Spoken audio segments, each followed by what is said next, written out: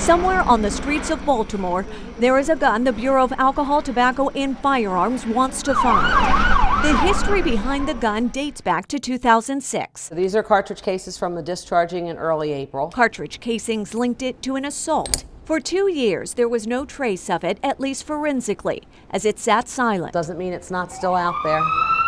On December 7, 2008, almost 2 years to the date of the assault, the gun resurfaced here in West Baltimore along Myrtle Avenue, the scene of a child's murder. He didn't deserve that. He was only 14. Ronnie Jackson was gunned down as he took fruit to an elderly neighbor. For more than 7 years now, the gun has again remained silent. It's one of the challenges in getting illegal guns off the street. It's got to be fast. You have to have fast forensics. The focus in murder cases, like Ronnie's, has shifted from the killer to the killer's weapon.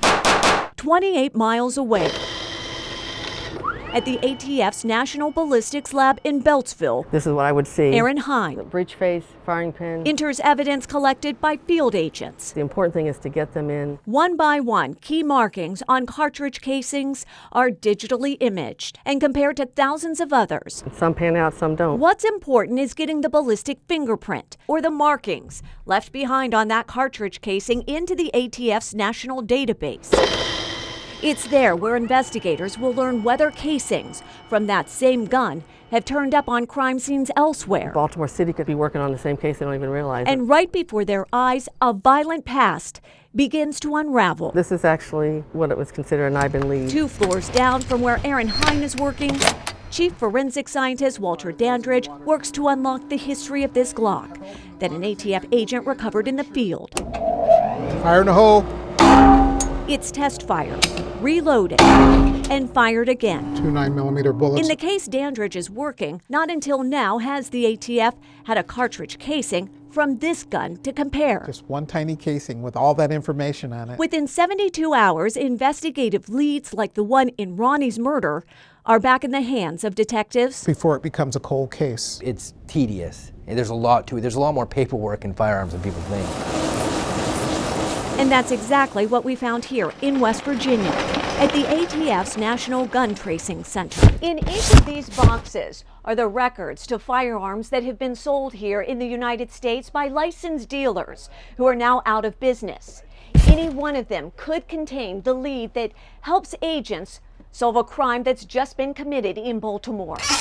This is the only place detectives have any hope of finding out the origin of a gun or who originally bought it. Our goal is to identify the name of the purchaser at that first retail sale of that firearm, and to get that information back to the requesting agency as an investigative lead so that they can determine how that firearm went from the legal purchase to the hands of a criminal. The hope is to get to the gunman before he or she finds their next victim. Here, there is no database that connects cases. Records are on microfilm, and some are still in stacks. Last year, the ATF traced about 365,000 guns. Almost 8,000 involved a gun found in Maryland, a quarter of which came off the streets of Baltimore. The sooner the guns are traced, the faster we get those results, and the faster we can see, what this illegal transaction is that's taking place. The ATF says every gun they're asked to trace out of Baltimore is being classified as urgent. So instead of waiting days to find out where it came from, detectives are getting that intel within hours. Ultimately, our goal is to make the community safer.